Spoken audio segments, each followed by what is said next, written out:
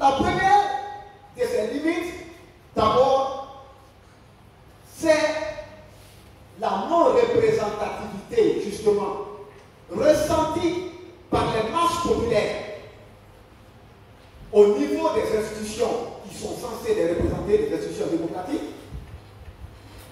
La faiblesse de cette représentativité-là, ressentie ou même souvent perçue comme une frustration au niveau des masses populaires, c'est ce qui constitue justement l'une des premières limites. Nous allons expliquer. Qu'est-ce qui est perçu comme faiblesse de représentativité?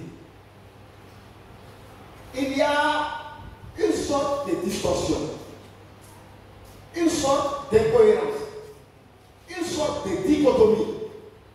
Lorsque vous vous amusez à faire des statistiques, que ce soit des statistiques basées sur le genre, des statistiques basées sur le revenu, des statistiques basées sur la situation géographique, et allant plus loin, des statistiques basées sur la situation socio-professionnelle, lorsque vous vous amusez à faire ces statistiques-là et à les confronter à la définition étymologique de la démocratie, perçue comme le pouvoir du peuple, pour le peuple et par le peuple, et voir que cette démocratie, qui a pris comme des formes représentatives, fait représenter le peuple dans des institutions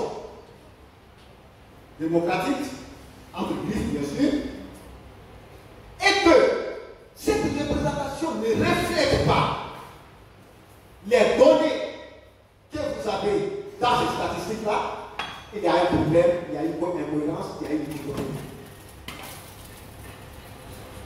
Prenons le cas particulier de la Guinée. 65% de la population guinéenne aujourd'hui a moins de 35 ans. Si nous voulons être cohérents en suivant donc ces statistiques-là, cela signifie que si nous n'avons pas 65% des députés de l'Assemblée qui ont moins de 35 ans, au moins nous devons avoir quand même la moitié qui a moins de 35 ans. Voilà une des limites. Voilà une des limites de la démocratie représentative. Alors, pourquoi représenter donc les 65% de la population guinéenne ayant moins de 35 ans par des vieillards de plus de 70 ans? Voilà un problème. Voilà une limite qui a fait que les masses populaires, les sociétés civiles, parce que je n'ai pas touché encore le terme, ont commencé à se réveiller pour dire si nous n'avons pas de levier pour changer cet état de fait, nous allons nous accaparer nous-mêmes de notre destin et nous allons prendre notre destin en main.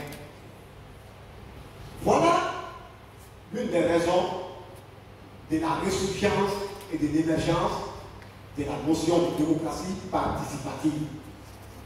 Parce que vous ne pouvez pas laisser sur le carreau 65% de la population. C'est inimaginable, c'est incompris, c'est même à la limite irresponsable. Voilà. Alors, sur le genre, toutes les données, y compris les données les plus vulgarisées de la Banque mondiale, de l'OCDE, des Nations Unies, toutes les données disent aujourd'hui que la Guinée, en matière de statistiques basées sur le genre, a une population à 57% féminine. 55% de la population guinéenne est féminine aujourd'hui.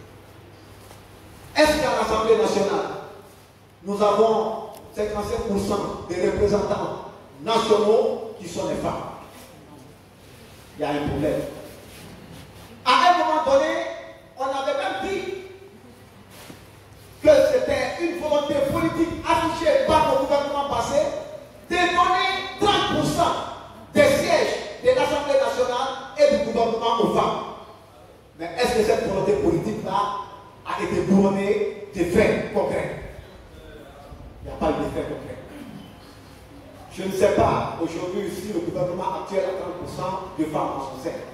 Je n'ai pas encore fait calcul arithmétique là-dessus, mais je serais étonné qu'il y ait 30% de femmes.